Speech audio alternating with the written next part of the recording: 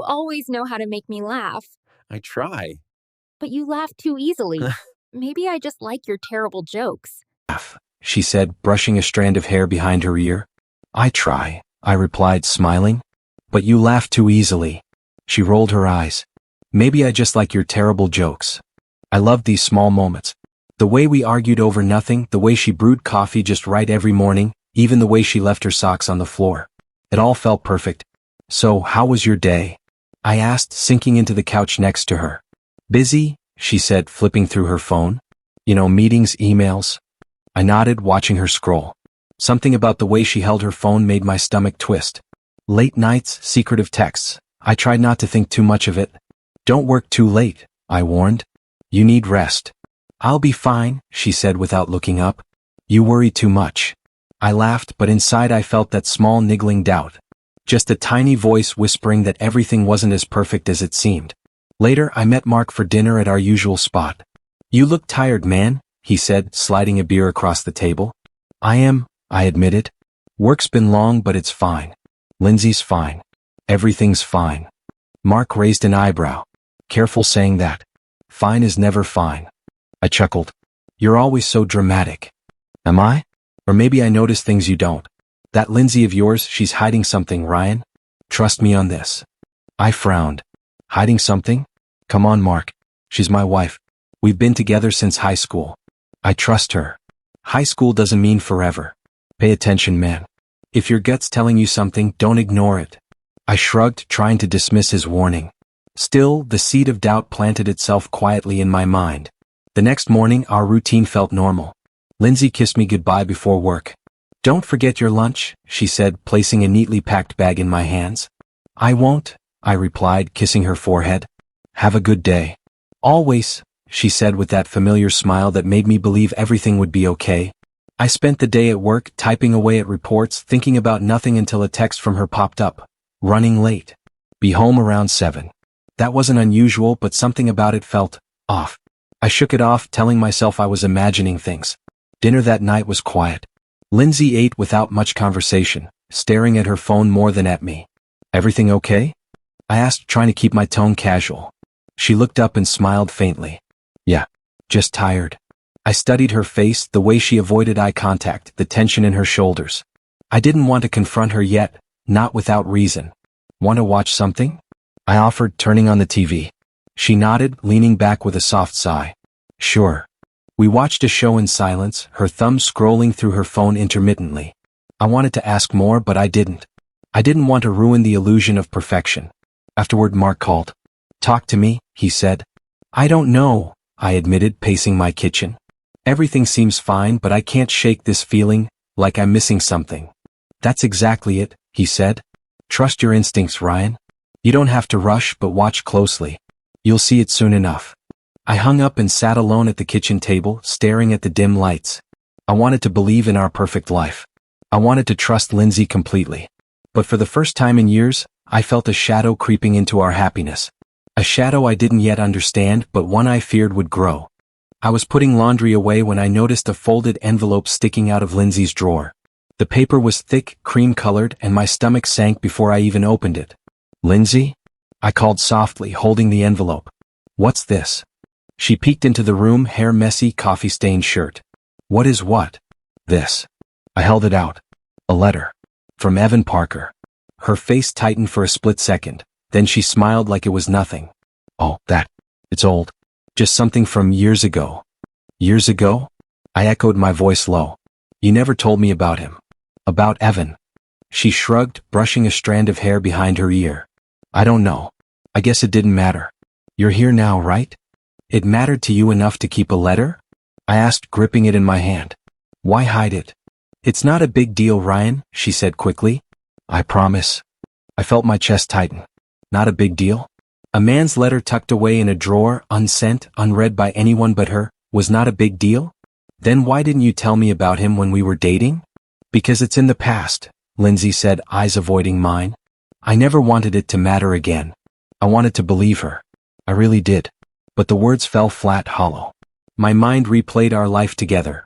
Every shared smile, every argument, every late-night conversation. Was it all real? Or had I been living in a bubble of lies? Later I called Mark. I found a letter, I said, voice tight. From her first love. I don't know what to do. Mark's voice was calm but firm. Ryan, I've known you a long time. You're not imagining things. Something's off. Don't ignore it. I know, I admitted. But she said it's in the past. She acts like it's nothing. Classic misdirection, Mark said. Trust me. You need to confront it before it eats you alive. I don't want to push her away, I said, pacing my living room. I love her. But how do I ask without sounding jealous or controlling? You ask because you care, not because you're controlling, Mark said. Just be honest. Don't let your feelings fester. When Lindsay came home, I tried to sound casual. Hey, can we talk for a minute? Sure, she said, putting her keys down. What's up? I held the letter between us like it was a fragile thing. This Lindsay. I found it in your drawer. Evan Parker. Who is he to you now? She glanced at the envelope, then back at me. Ryan, he's just a memory. He doesn't exist in my life anymore. Just a memory? I repeated. And that memory left you with a letter you never mentioned? It was personal, she said softly. Something I wasn't ready to talk about. I felt the tight knot of confusion in my stomach. So you hid it? You didn't trust me enough to tell me? I didn't think it would matter. I never wanted it to affect us, she said, eyes pleading. Doesn't affect us? I asked, voice rising. Lindsay, I feel like I don't even know the truth anymore. How many other things are there that I don't know? She looked down, fidgeting with her shirt hem. I swear, Ryan, nothing else. I only ever wanted you. I'm so sorry I didn't tell you sooner. Her words hit me like waves, truth, regret, and fear all mixed together. I wanted to scream, to demand answers, to retreat. Instead, I whispered, I just need to understand why you hid him at all. She shook her head. I can't explain it better than that.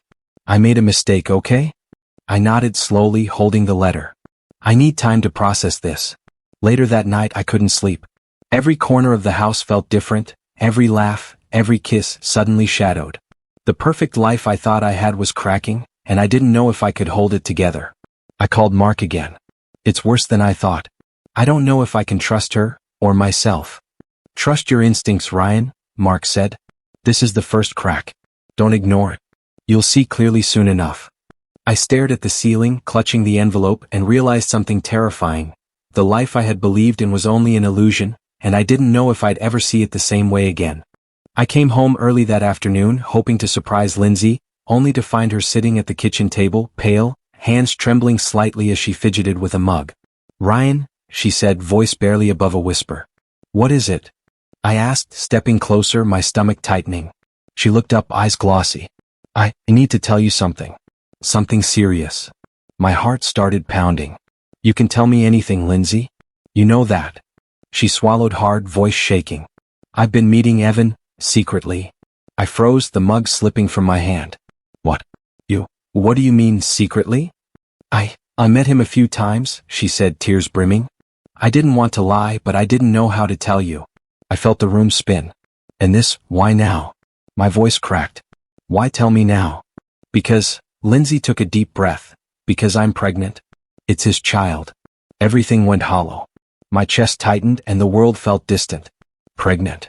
I managed to choke out. With Evan's child? Yes, she whispered, looking at the table. I'm so sorry, Ryan. I never wanted this to happen. I shook my head, trying to understand. Never wanted it? Lindsay, you married me. You live with me. How could this happen? I made a mistake, she cried, voice breaking. I didn't mean for this to happen. I love you. You know I love you. I stepped back, clenching my fists. Love me? You've been meeting Evan behind my back? How is that love? Tears streamed down her face. I'm scared. I didn't know what to do. I thought, maybe I could fix things, maybe I could. Fix things? I interrupted, my voice raw. You fix things by lying to me? By carrying his child and hiding it from me? I didn't hide it to hurt you. Lindsay shouted. I just didn't know how to tell you. I never wanted to hurt you. I pressed my hands to my face, trying to hold back a scream. My mind raced. Betrayal, anger, heartbreak, disbelief. I felt like the floor had been ripped from under me. I sank onto the couch, voice trembling. I don't know. I don't know what to do, Lindsay. I feel hollow. I know, she whispered, kneeling beside me. I know I've broken your trust. I want to make this right. I'll do anything. Please, Please don't leave me. I shook my head, anger boiling beneath the sadness. You don't get it. This isn't just about leaving or staying. It's everything. Every lie, every secret. How do I even look at you now? Lindsay reached for my hand. Ryan, please. I'm yours. I want to be with you. I want to raise this child with you. You don't have to do it alone. I pulled my hand away, voice hollow. Raise his child, with me? I know it's not fair, she said. I know it's hard. But I need you. I need you to be here. Please. I ran a hand through my hair, pacing. I don't know if I can. I love you, Lindsay. I do. But I'm angry. I'm betrayed.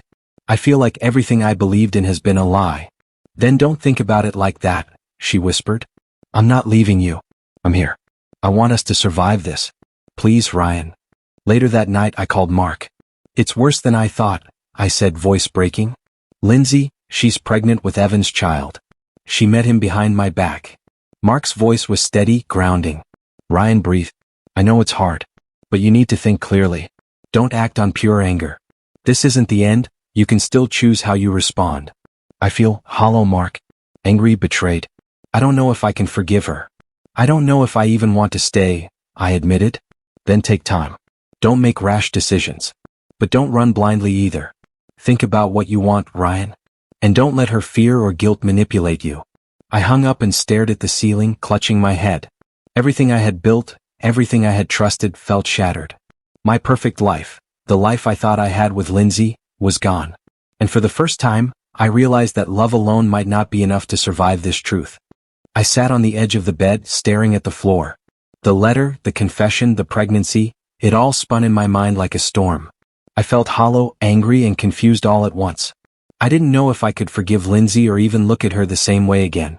Claire's voice came through the phone, sharp and steady. Ryan, stop pacing. Talk to me like a normal human. I can't, I admitted, running my hands through my hair. Everything's wrong, Claire. She's pregnant, with Evan's child. And I'm supposed to stay? Stay? Claire asked incredulously. Why would you even consider staying with her after what she did? Because I love her, I said, voice cracking. And I don't know if I can just walk away. I can't imagine leaving her like this. But, I swallowed hard. The thought of raising another man's child, of pretending everything's fine. You don't have to pretend, Claire said sharply. But you have to be honest with yourself, Ryan. Are you staying for love or guilt? I don't know, I admitted, pacing again. I feel trapped. Like I'm being pulled in two directions at once. Then stop overthinking and face the facts, she said. Lindsay cheated. She hid the truth. You can't erase that. But if you stay, it has to be your choice, not just because you feel obligated. I sank onto the bed, head in my hands. Every time I look at her, I feel torn. I love her, yes. But I also want to scream at her, to tell her to leave. I feel like a fool for even considering staying. Ryan, you're not a fool, Claire said gently. You're human. You're emotional. You're trying to navigate a nightmare, and that's okay. But you have to decide, are you willing to forgive her and take responsibility? Or are you going to protect yourself and walk away? I stared at the ceiling, replaying every memory, our wedding, our late-night talks, her laugh, her smile. Could I really abandon all of that? Could I abandon her when she was scared and alone, even after what she did? I hate this, I muttered. I hate feeling like this. I want to be angry and I want to be hurt, but I also want to help her. I want to protect what we had, even if it's broken now. Claire sighed. Ryan, love isn't always clean. Sometimes it's messy and painful. But that doesn't mean you're weak for staying. It means you're strong enough to make a choice that's not easy. I closed my eyes, imagining the child, imagining Lindsay's tearful eyes, imagining the quiet mornings and nights I might spend alone if I left. Could I live with myself if I walked away? Could I forgive myself for abandoning her? I think I have to stay, I said finally, voice low but firm. Not because I'm happy about it, not because I forgive her completely yet, but because I can't walk away. I can't. I'll figure out how to live with it, how to survive this. But I won't leave.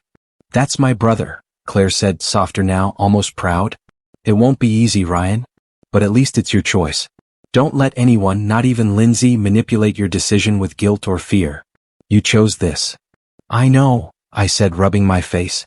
I just hate feeling trapped between love and duty, between pride and fear. I hate feeling like I'm losing myself in all of this. You're not losing yourself, Claire said. You're just finding a way to survive, Ryan. And that's all anyone can do in your situation. I exhaled slowly, staring at the wall. I felt a strange mixture of relief, bitterness, and helplessness. I had made my choice. I would stay. I would face Lindsay, Evan, and this child. I would navigate this mess one day at a time, even if every step felt heavy and wrong. And in that moment, I realized something. Survival wasn't about being happy. It was about choosing to endure, to carry the weight, and to live with the consequences, even if it meant my heart would never fully heal. I started noticing the little things first. Lindsay's phone buzzing late at night, her quick glances when I walked into the room. "Who's texting you?" I asked once, trying to sound casual. "Just a coworker," she replied, slipping the phone into her pocket. A coworker who only sent messages at midnight? Something didn't feel right. Later that week, I saw her laughing at a text, covering her mouth like she didn't want me to notice. "Lindsay," I said, keeping my tone even, "who are you texting that makes you laugh like that?"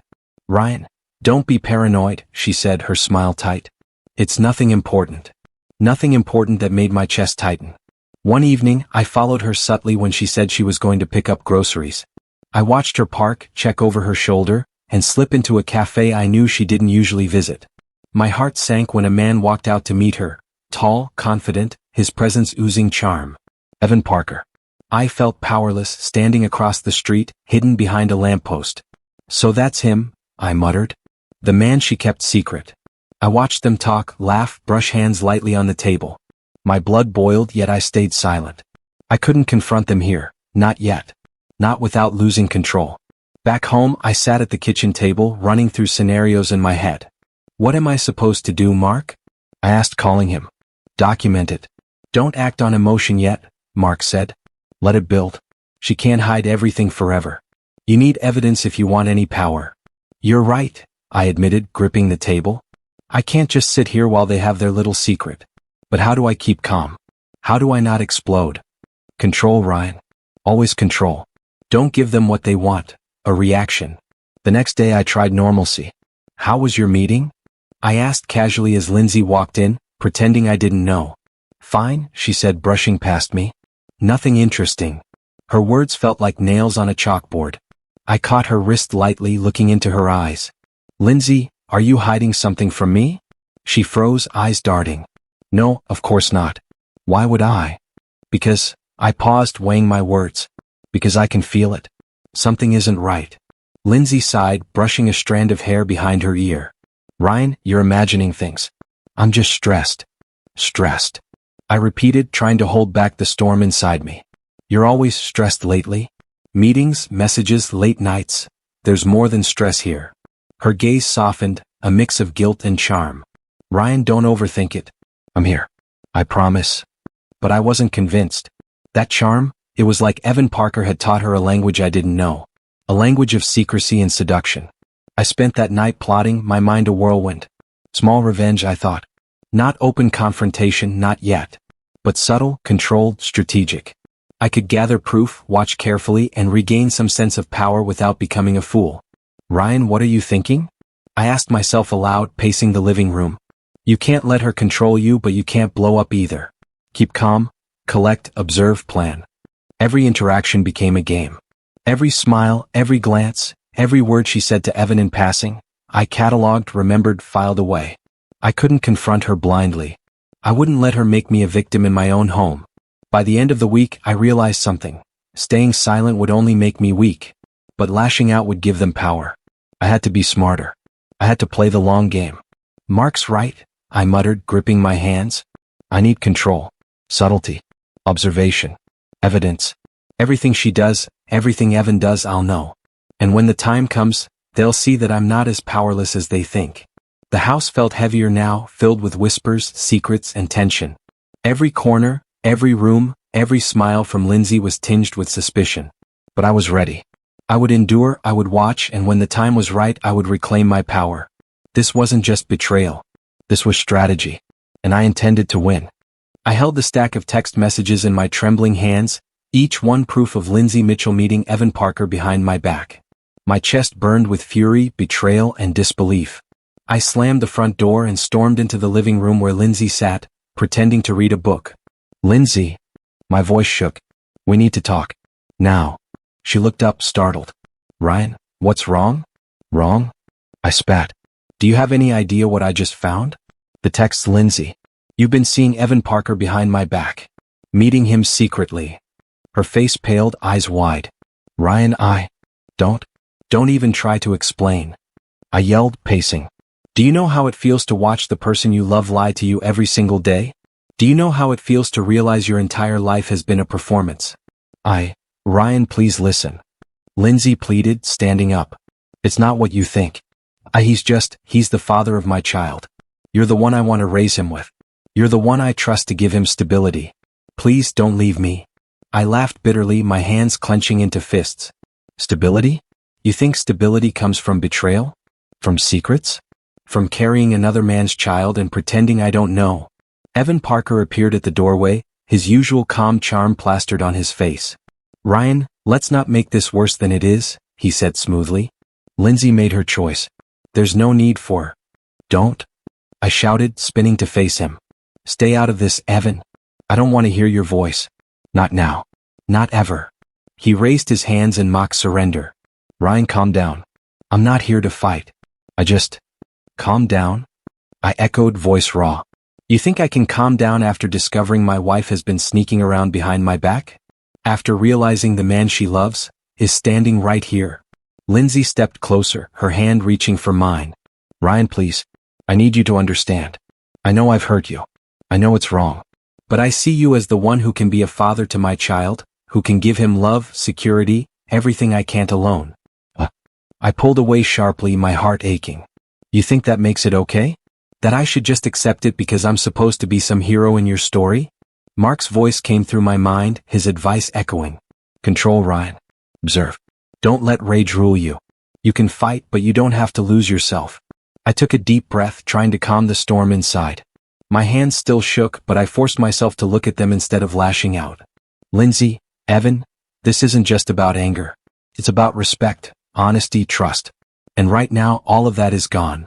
Lindsay's tears fell freely. I know I've failed you. But I love you. I need you to see that. Please, Ryan. For me, for our child. I looked at Evan Parker, trying to see him for the man he really was, not the charming image he projected. Manipulative, I realized. Smug. Calm in a chaos he caused. And I realized I had to decide.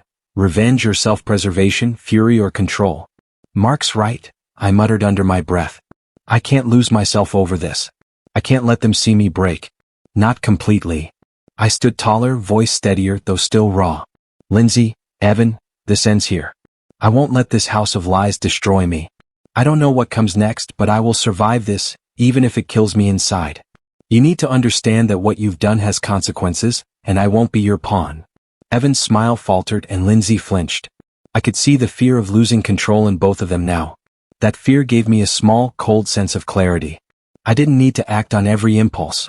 I didn't need to exact revenge, yet. Instead, I chose myself. I would survive. I would reclaim my life. I would endure this betrayal and emerge stronger, smarter, more aware. But the memory of this day, the lies, the deceit, the heartbreak, would never leave me. And in that moment, as Lindsay trembled and Evan stared at me silently, I realized something terrifying and liberating at once. I had broken. And yet, I was still standing. I sat at the kitchen table, sipping coffee, letting the quiet settle around me. The messages, the meetings, the betrayal, they were all there, undeniable. But I realized something that morning. I wouldn't act impulsively. Not anymore. Ryan, are you okay? Lindsay asked from the doorway, concern laced with caution. I'm fine, I said evenly, setting my mug down. Just thinking. She hesitated, then stepped closer. Thinking about us? Partly, I admitted. But also about everything. The house, the bills, the decisions we've been avoiding. I think it's time I start asserting myself a little more. Lindsay raised her eyebrows. What do you mean? I mean, I said, voice calm but firm, that I'm going to make some choices here for me. I'll handle the finances, the renovations, how we spend our money. And I'll decide how I interact with you, what I accept and what I don't. Her mouth opened slightly as if to protest, but I held up a hand. Not now. I need to establish some boundaries, Lindsay. This isn't punishment. It's self-preservation. She nodded slowly, eyes downcast. I understand. I want to respect that. I could see the subtle shift in her demeanor, The first time she truly registered that I wasn't the same man who would blindly forgive. That evening I started reviewing everything I knew about Evan Parker. The meetings, the careless messages, the smug arrogance he displayed. Mark's right, I muttered while scrolling through the texts. He's reckless. He leaves breadcrumbs everywhere. I can use this. Carefully, strategically. Lindsay noticed my focus. Ryan, are you tracking him? I'm being observant, I corrected, voice steady.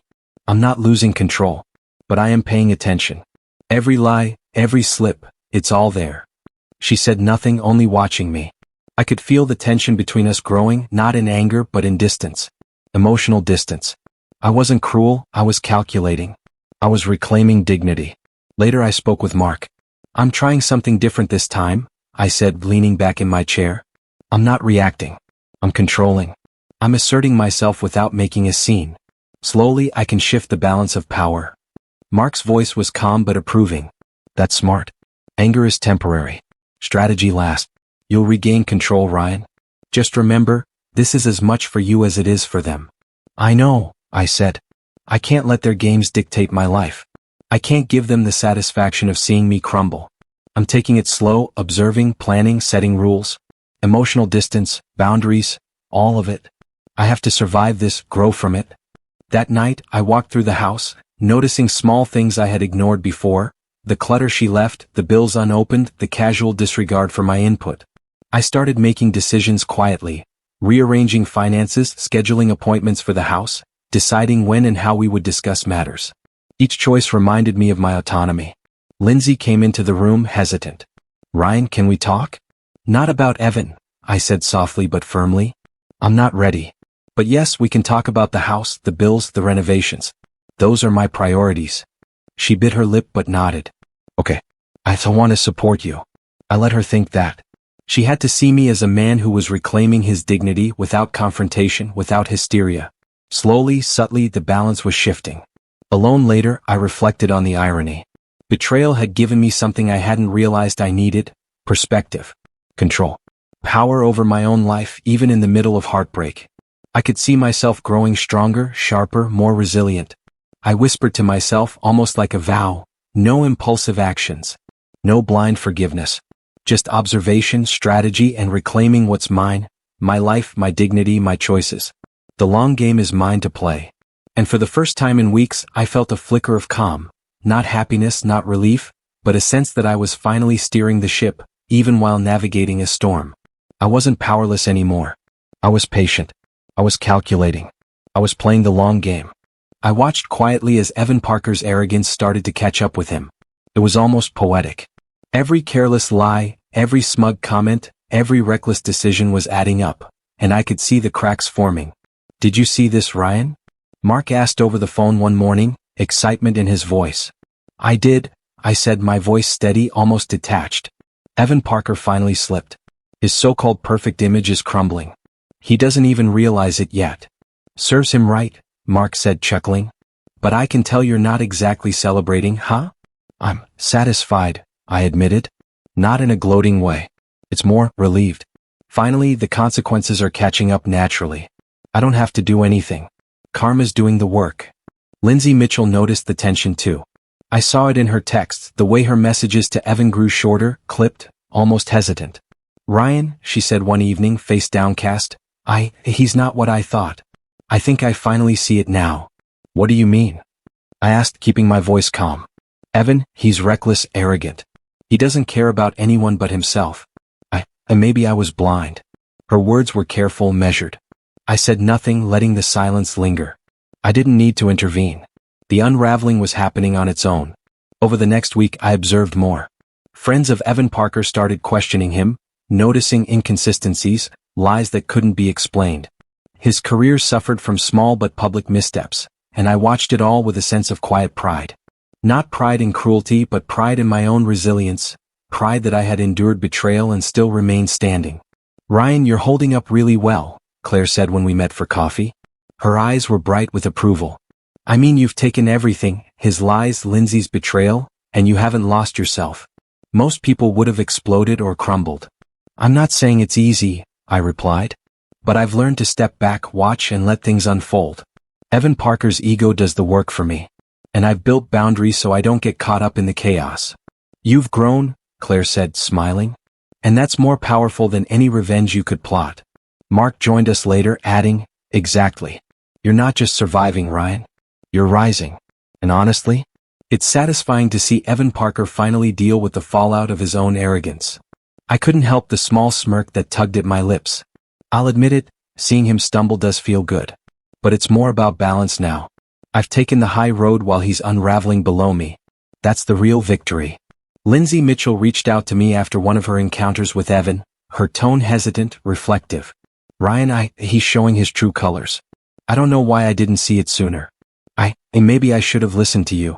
I nodded silently, though not out loud. Her recognition didn't change anything immediately, but it reinforced my observations. I had made the choice to stay to protect my dignity and myself. Watching Evan Parker falter was just confirmation that I had done the right thing. Ryan, you're doing this differently, Mark said later that week. You're not reacting, not lashing out. You're letting things play out while keeping your integrity intact. That's impressive. Thanks, I said quietly, leaning back in my chair. It's about survival and strategy now. The betrayal, the lies, they're powerful, but only if I let them control me. And I won't. By the end of the week, Evan Parker's mistakes were public knowledge. Small humiliations here, career risks there, relationships strained beyond repair. And all the while I felt detached but proud. I had survived, I had grown, and I had not allowed myself to be consumed by anger. Lindsay Mitchell's demeanor changed subtly as well, her interactions with Evan cautious, hesitant. The tension was palpable, but I remained outside it, a silent observer with boundaries firmly in place. Claire smiled knowingly when we talked later. You've learned something important, Ryan. You don't need to punish them. Life does it for you. You just need to keep standing tall. I nodded. That was exactly what I had done, and what I would continue to do. I didn't need revenge to feel victorious.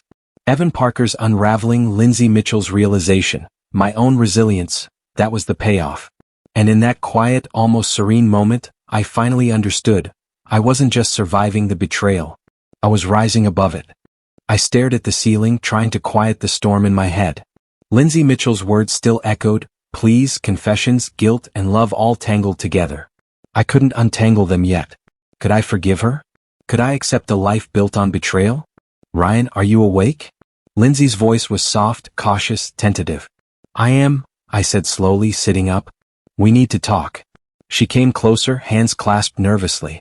I just want to explain. I know I hurt you more than I can say. I've been selfish, reckless, and a coward. But I love you. I want a life with you, with our child. I swallowed hard. A life with me? With Evan Parker's child? You think I can just forget everything?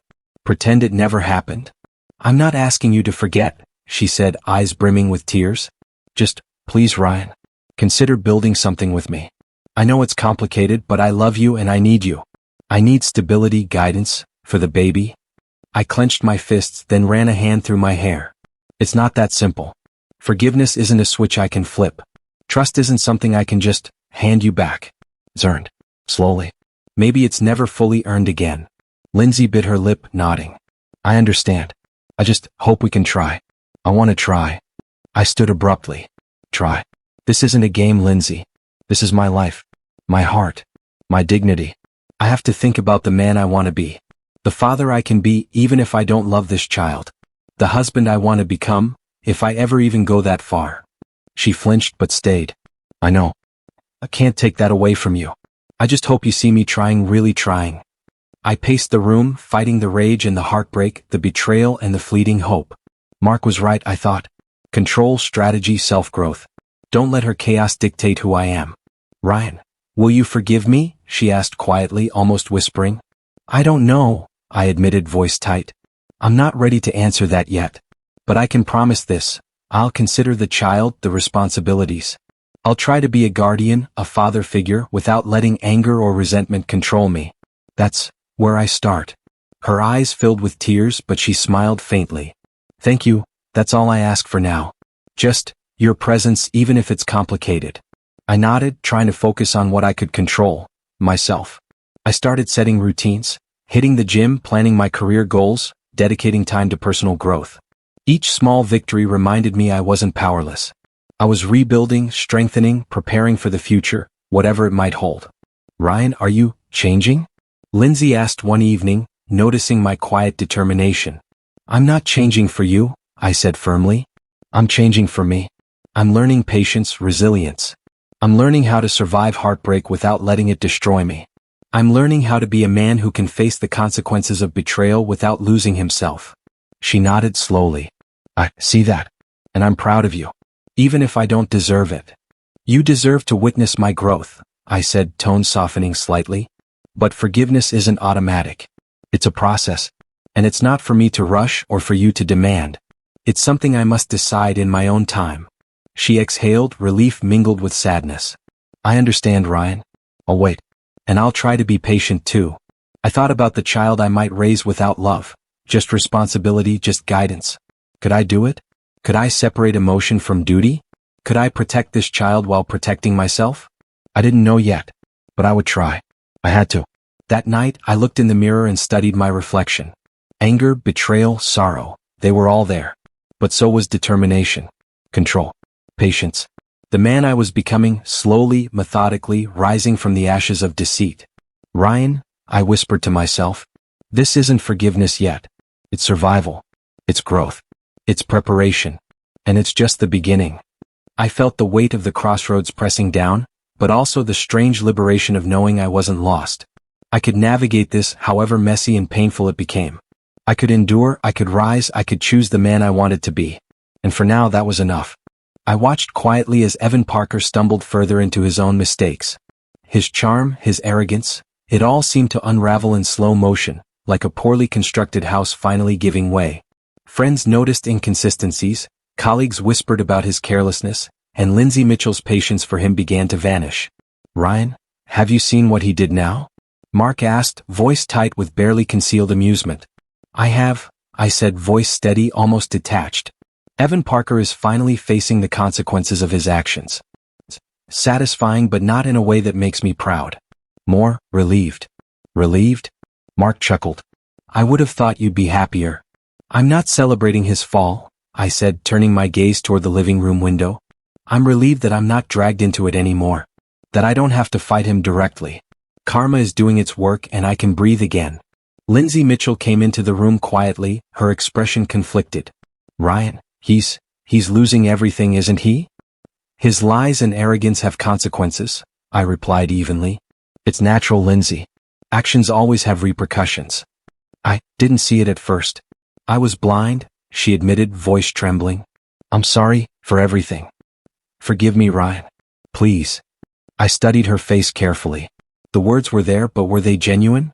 I had learned to observe, to see beyond surface emotion. I can see your remorse, Lindsay. But I need to know, you truly understand what you did. You can't just apologize and expect everything to return to normal. Her lips quivered. I understand. I see now he isn't right for me, for the child. And I can't take back the hurt I caused you. But I want to do better.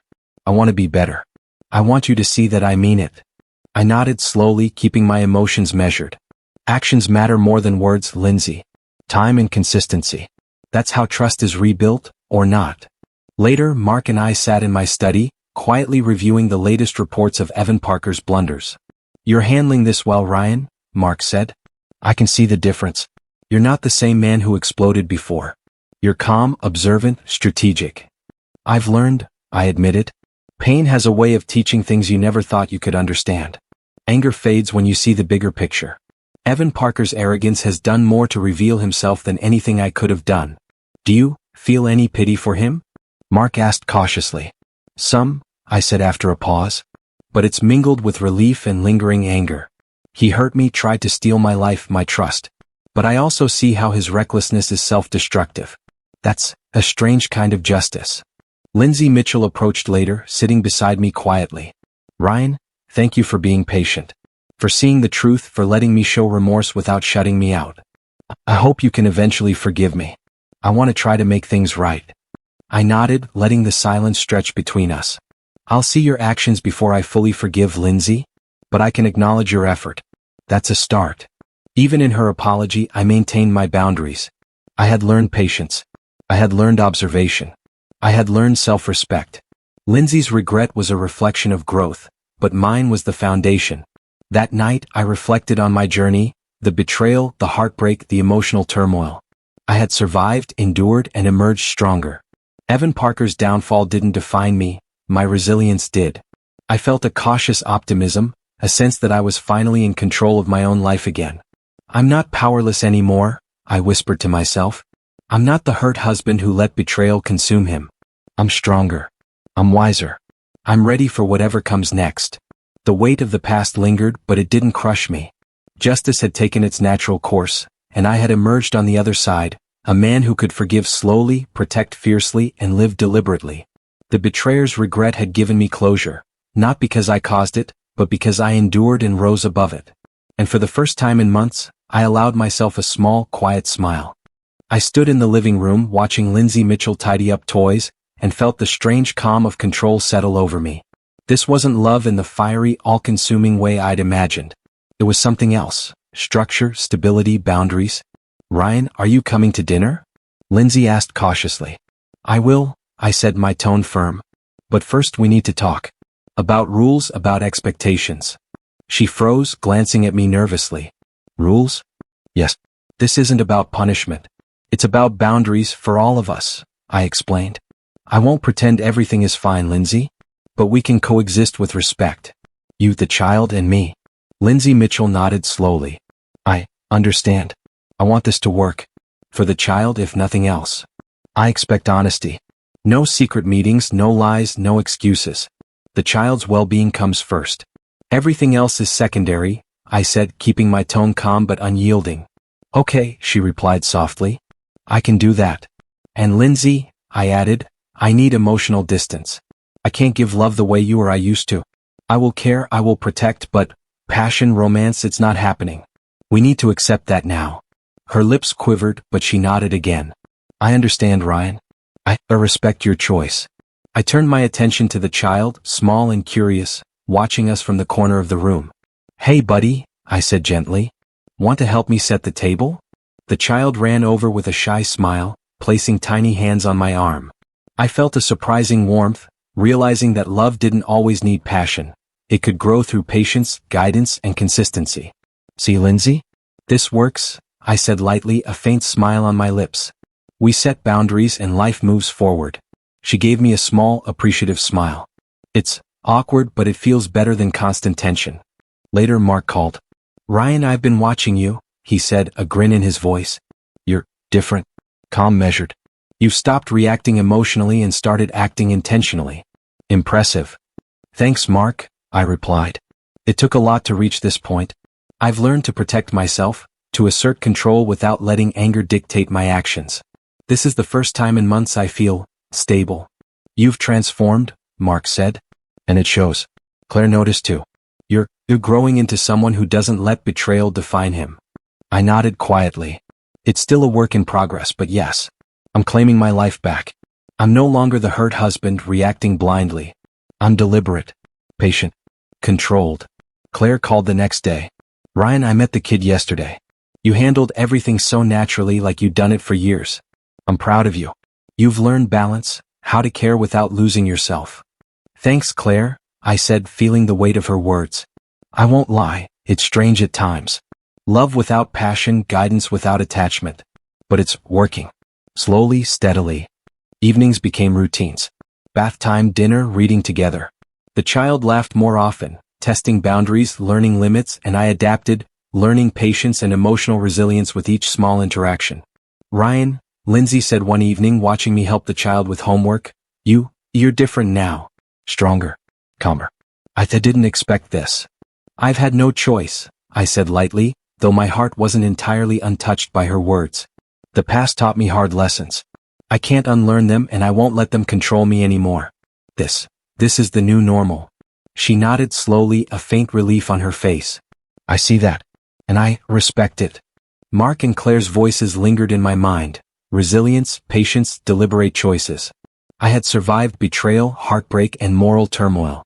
I had emerged stronger, capable of guiding another life while maintaining my independence and self-respect.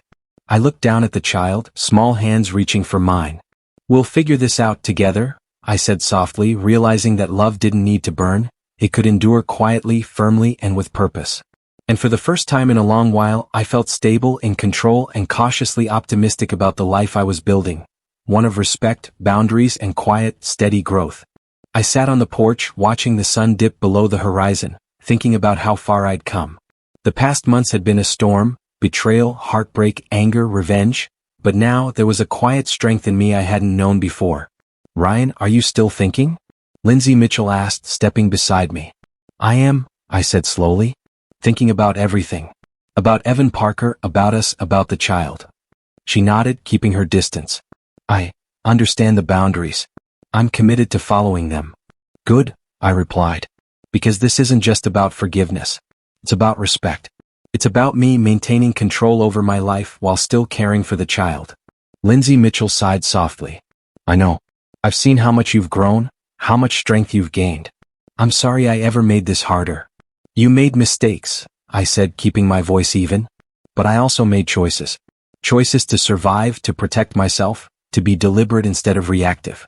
That's why we're here. Because I refuse to let betrayal define me." The child ran across the yard, laughing and calling my name. I smiled faintly, feeling that strange warmth of attachment that didn't require passion, only patience and guidance. "Hey buddy, wait for me," I called, jogging lightly to catch up. Lindsay Mitchell watched, her lips pressed into a thin line of contemplation. "You really do care," she said quietly. "I do," I admitted. "But in a different way than before. It's respect, responsibility, patience. That's how we build trust. That's how I survive this situation with integrity." Later Mark stopped by. "Ryan, I've been observing. You're different, steady, measured. You're no longer reacting to chaos, you're creating order. You've won without losing yourself." "I had to," I said. "I've learned the hard way that letting anger and betrayal dictate my life only weakens me. I can still feel, still be hurt, but I won't let it control me anymore." "That's freedom." Mark nodded, impressed. "And Evan Parker? Out of your life?" "Completely," I said, voice calm but firm. "Justice has taken its course. He's irrelevant now. I've reclaimed what's mine, my peace, my control, my dignity." That evening, I helped the child with homework, watching tiny fingers trace letters carefully. Lindsay Mitchell hovered nearby, quietly offering guidance without overstepping. I felt a subtle bond forming, not romantic, not passionate, but steady and real. "You're different, Ryan," Lindsay said after a moment, breaking the quiet. "Stronger. Independent. You've changed so much." "I've had to," I said. "Every heartbreak, every betrayal, every choice, I've learned from it. I'm not the same man who cried over lies. I'm someone who can endure, who can guide, who can live deliberately." The child laughed, bumping into my side. I ruffled hair gently, feeling a deep sense of pride. "We're learning together, kid. You and me. Slowly, steadily. That's enough for now." Lindsay Mitchell watched silently, perhaps realizing that my growth wasn't about her. It was about me reclaiming my life, even as I accepted responsibilities I hadn't chosen freely. I reflected on subtle victories. My emotional resilience, my career progress, the routines I'd built, the respect I commanded without resorting to anger or manipulation. Each day was a reminder that I could endure, that I could thrive, that I could be independent while remaining compassionate. "You're at peace, aren't you?" Lindsay asked softly, her eyes searching mine. "I am," I said honestly. "Not because the past is gone, it isn't. Not because heartbreak disappeared, it hasn't. But because I've survived, because I've chosen integrity over vengeance, patience over fury, and growth over despair. That's my victory." She nodded, tears threatening to spill. I hope I can support that." "You will," I said gently. "As long as you respect boundaries and accept the life we have now. That's all I need. That's all anyone should need." The sun finally dipped completely, leaving the sky streaked with gold and crimson.